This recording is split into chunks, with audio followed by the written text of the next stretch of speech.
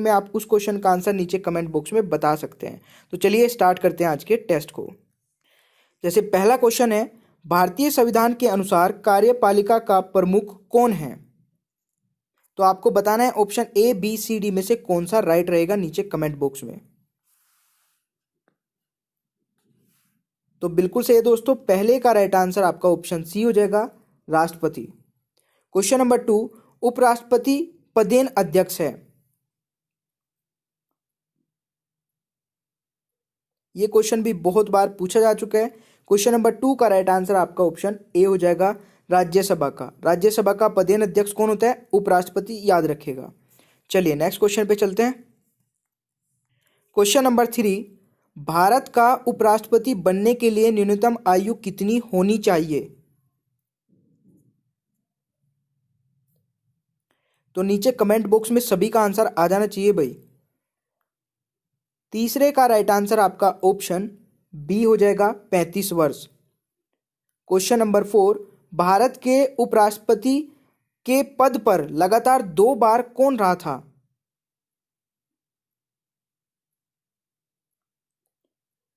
तो right answer आपका option A हो जाएगा, डॉक्टर एस राधाकृष्णन। ठीक है दोस्तों, चलिए नेक्स्ट क्वेश्चन पे चलते हैं। क्वेश्चन नंबर 15, राष्ट्रपति द्वारा संसद के दोनों सदनों के लिए कुल कितने सदस्यों को नामित किया जा सकता है?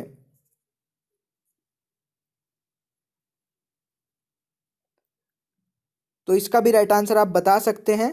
पांचवें का राइट आंसर आपका ऑप्शन डी हो जाएगा, 14। देखिए इसमें 12 तो जो होते हैं वो राज्यसभा में नामित किए जा सकते हैं, यानी कि जो राष्ट्रपति होता है 12 अपॉइंट करता है राज्यसभा में और 2 लोकसभा में। 2 जो होते हैं उनको बोलते हैं हम एंग्लो इंडियंस। ठीक है। क्वेश्चन नंबर 6, भारत का राष्ट्रपति किसका एक अभिन्न भाग है?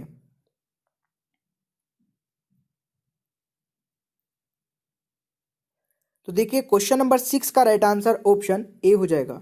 दोस्तों अभी तक जितने भी क्वेश्चंस पूछे जा चुके हैं आपके राष्ट्रपति और उपराष्ट्रपति से, वो सारे मैं कवर करा दूंगा इस वीडियो में, बस एंड तक देख लीजिएगा। पसंद आए तो एक लाइक कर दीजिएगा। ठीक है, चलिए नेक्स्ट क्वेश्चन पे चलते हैं। क्वेश्चन नंबर 7, बहुत अच्छा क्वेश्चन है भाई। निम्नलिखित में से कौन भारत के संसद के दोनों सदनों में से किसी का भी सदस्य नहीं होता है? बहुत ही इंपॉर्टेंट क्वेश्चन है ये, जल्दी से इसका राइट आंसर बताइए कमेंट बॉक्स में। राइट आंसर आपका ऑप्शन सी हो जाएगा, यानी कि आपका जो भारत के राष्ट्रपति है वो किसी भी सदन का सदस्य नहीं होता है।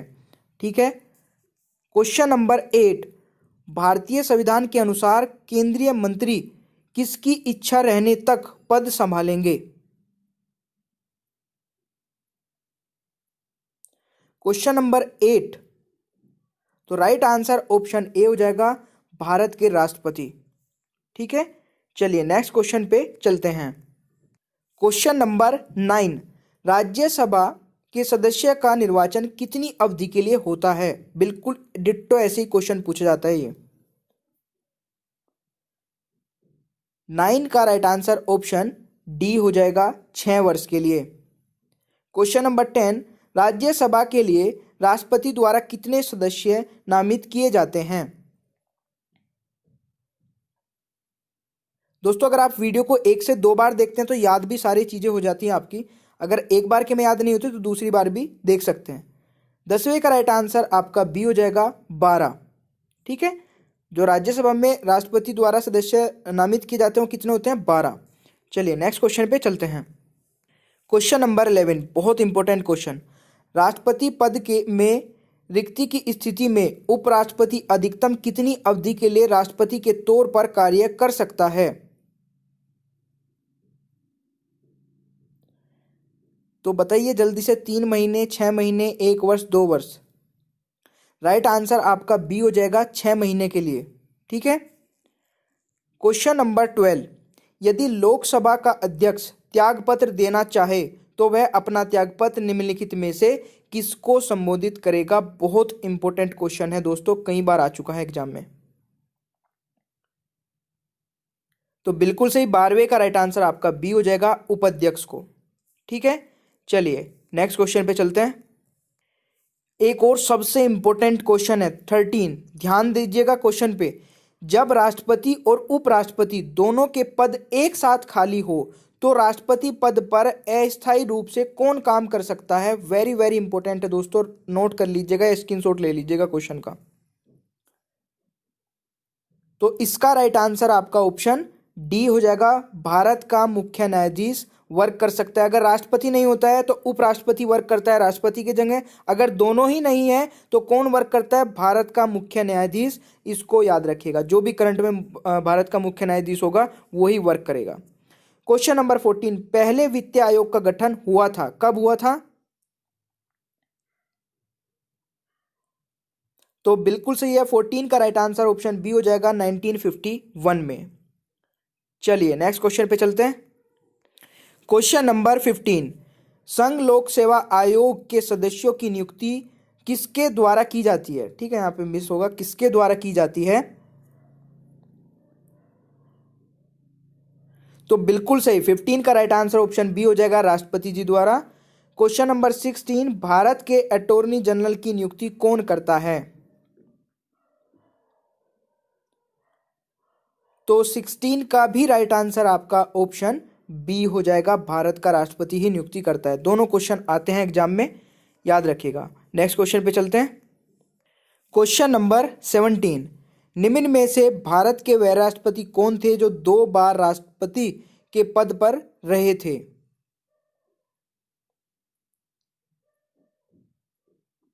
तो देखिए ये ऑप्शन डी राइट आंसर हो जाएगा, बाबू राजेंद्र प्रसाद राइट आंसर हो जाएगा। क्वेश्चन नंबर 18, देश की सशस्त्र सेनाओं का सर्वोच्च कमांडर इन चीफ कौन है?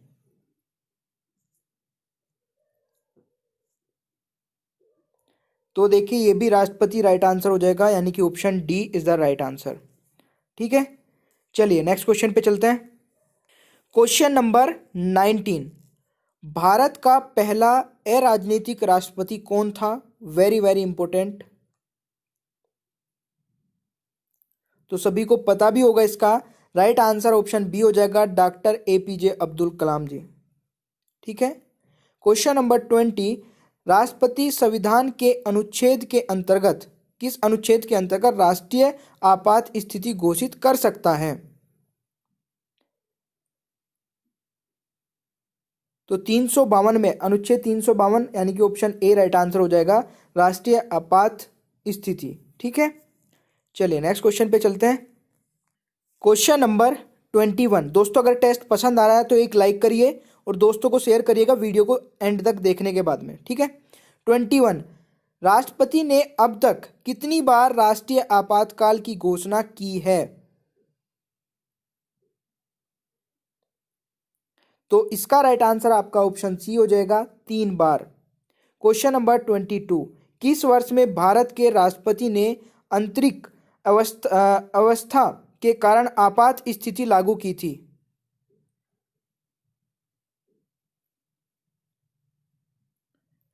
तो ये था आपका 1975 में। ठीक है, ऑप्शन डी राइट आंसर हो जाएगा। चलिए नेक्स्ट क्वेश्चन पे चलते हैं। क्वेश्चन नंबर 23 बहुत इंपॉर्टेंट है। संवैधानिक प्रणाली के असफल, सॉरी ये देखिए असफल होगा, असफल हो जाने पर किसी राज्य में राष्ट्रपति शासन संविधान की किस धारा की अंतर्गत लागू किया जाता है? यानी कि राष्ट्रपति शासन किस अनुच्छेद के अंदर आता है, ये आपको बताना है। तो बिल्कुल सही है, 23 का राइट आंसर ऑप्शन बी हो जाएगा, 356 में राष्ट्रपति शासन को डिफाइन किया गया है। क्वेश्चन नंबर 24, राष्ट्रपति अपना त्यागपत्र किसे प्रस्तुत करता है? तो इसका भी आपको पता होना चाहिए, राइट आंसर सभी का कमेंट बॉक्स में आ जाना चाहिए। 24 का राइट आंसर ऑप्शन सी हो जाएगा, उपराष्ट्रपति को। चलिए नेक्स्ट क्वेश्चन पे चलते हैं। क्वेश्चन नंबर 25, भारत के राष्ट्रपति पद के लिए निर्धारित अधिकतम आयु सीमा क्या है?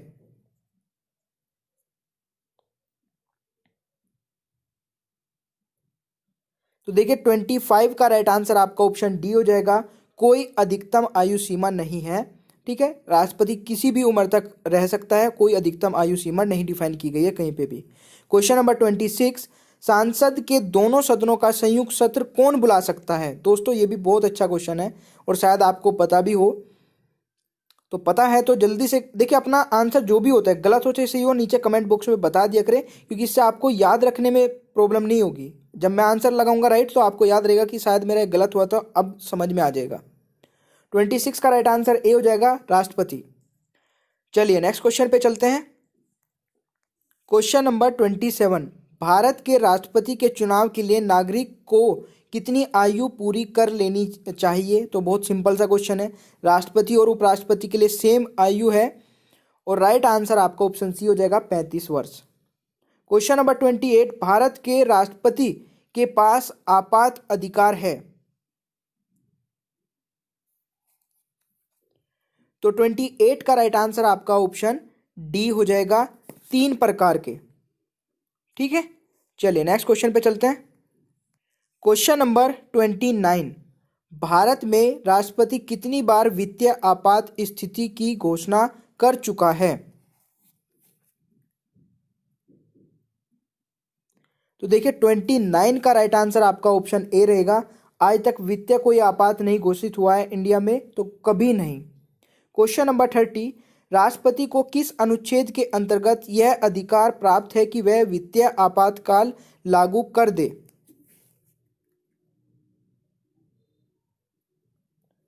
तो जो फाइनेंशियल इमरजेंसी लगा सकते हैं राष्ट्रपति, वो अनुच्छेद आर्टिकल 360 के अंडर में लगा सकता है, यानी कि ऑप्शन ए राइट आंसर हो जाएगा।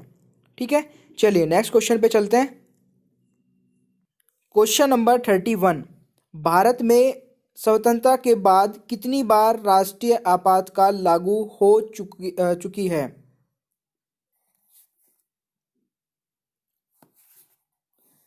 तो देखिए 3 बार राष्ट्रीय आपातकाल लागू हो चुका है, आपका सी राइट आंसर हो जाएगा।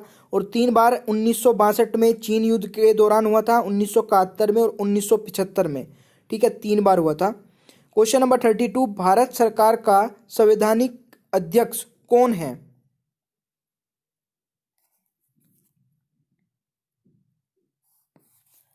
तो 32 का राइट आंसर बिल्कुल सही, ऑप्शन ए राइट आंसर हो जाएगा, राष्ट्रपति। चलिए नेक्स्ट क्वेश्चन पे चलते हैं।